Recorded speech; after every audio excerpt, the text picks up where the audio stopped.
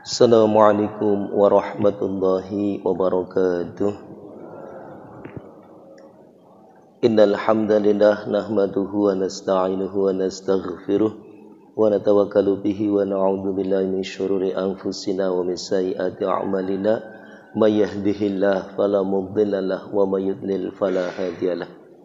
Jamaah subuh yang dimuliakan Allah Ta'ala, kembali kita bersyukur kehadirat Allah Ta'ala yang telah menghadirkan kita dalam majelis yang mulia, yaitu majelis sholat subuh dengan berjamaah, yang kita awali dengan sholat sunnah sebelum subuh 2 rakaat, dan Rasulullah SAW bersabda, "Ra'atal fajri khairu minad dunya wa ma fiha." Sesungguhnya sholat 2 rakaat sebelum subuh nilainya lebih baik daripada dunia dan isinya. Kita didudukan pula oleh Allah Ta'ala, dihadirkan oleh Allah Ta'ala dalam majlis zikrullah, majlis di mana kita berzikir kepada Allah Subhanahu wa Ta'ala sehabis sholat secara sendiri-sendiri.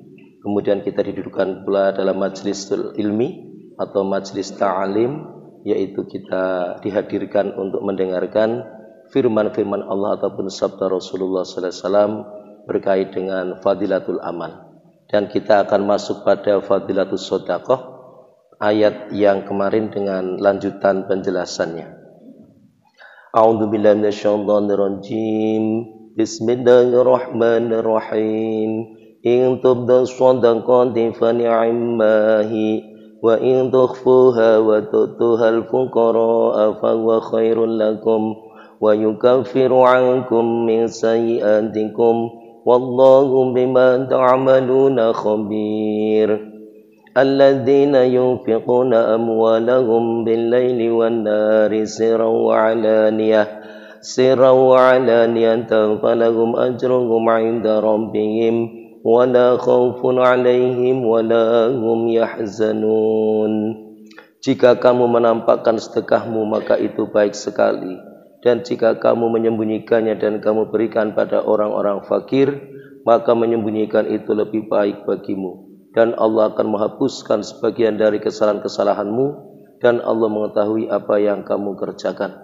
Al-Quran Surah Al-Baqarah ayat 271. Orang-orang yang menafkahkan hartanya pada malam dan siang hari secara sembunyi-sembunyi dan terang-terangan, maka mereka memperoleh pahala dari sisi Tuhannya, tidak ada kekhawatiran atas mereka dan tidak pula mereka bersedih hati. Al-Quran Surah Al-Baqarah ayat 274. Keterangan lanjutannya sebagai berikut. Rasulullah SAW bersabda bahwa ada 7 orang yang akan dinaungi oleh Allah Subhanahu wa Ta'ala pada hari yang tidak terdapat naungan kecuali naungannya di hari kiamat. Yang pertama adalah pemimpin yang adil. Yang kedua, pemuda yang giat beribadah kepada Allah. Yang ketiga, orang yang hatinya selalu terpaut pada masjid. Yang keempat, 2 orang yang saling menyayangi semata-mata karena Allah, bukan karena dunia. Mereka berkumpul dan berpisah semata-mata karena Allah. Yang kelima, orang yang digoda oleh wanita bangsawan lagi cantik, kemudian ia berkata, "Aku takut kepada Allah." Yang keenam, orang yang bersedekah dengan sembunyi-sembunyi sehingga tangan kirinya tidak mengetahui apa yang dilakukan oleh tangan kanannya. Yang ketujuh, orang yang mengingat Allah dalam kesunyian kemudian menangis. Dalam hadis di atas disebutkan 7 orang, dan dalam hadis yang lain selain mereka ada juga beberapa orang yang dinyatakan bahwa mereka juga akan berada di bawah naungan arsy pada hari yang sangat berat tersebut. Para alim ulama menghitung jumlahnya mencapai 82 orang, sebagaimana yang dipaparkan oleh penulis kitab Itfaf.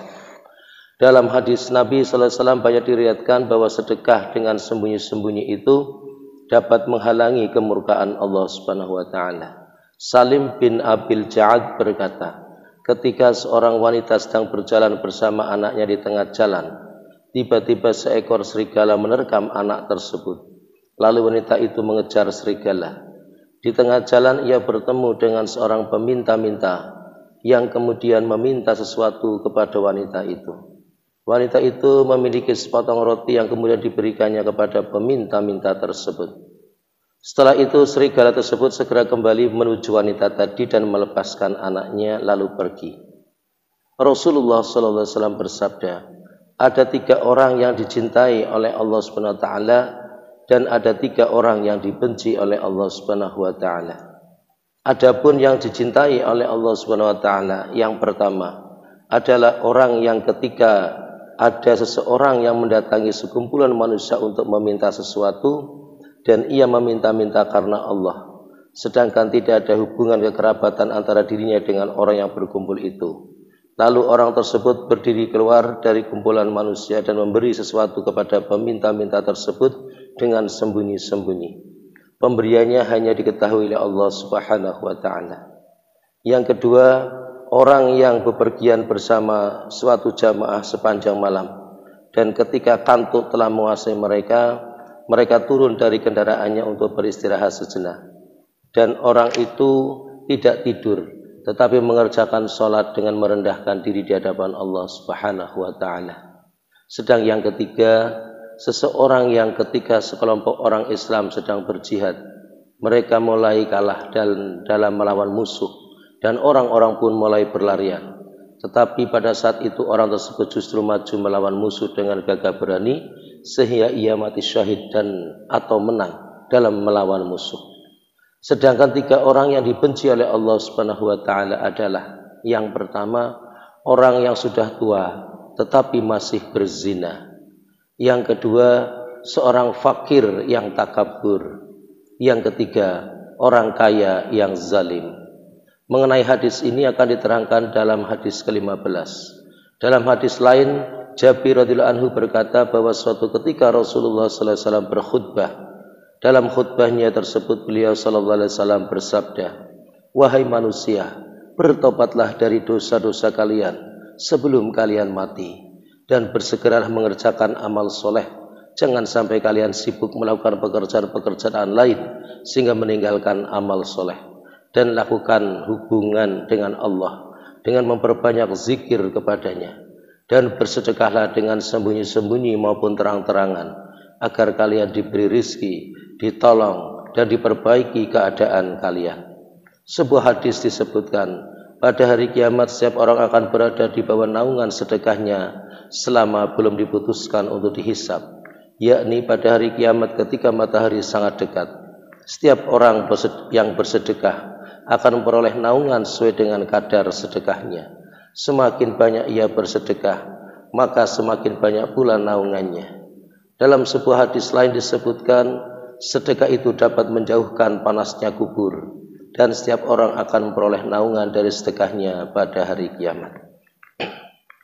Demikianlah apa yang kita dengarkan dari ayat Al-Quran, yaitu surah Al-Baqarah ayat 271 dan 274. Dan Bapak Ibu bisa mengecek serta membaca serta memahami makna dan pula mempelajari tafsirnya. Di situ Allah Ta'ala memberikan penekanan pentingnya sedekah baik secara terang-terangan maupun secara sembunyi-sembunyi. Semoga kita dapat mengamalkan dan menyampaikan ini kepada saudara kita yang lain. Mari kita tutup bersama dengan doa kafaratul majlis. Subhanallah wa bihamdi, subhanakallahumma bihamdika, asyhadu an la ilaha illa anta, astaghfiruka wa atubu ilaih. Assalamualaikum warahmatullahi wabarakatuh.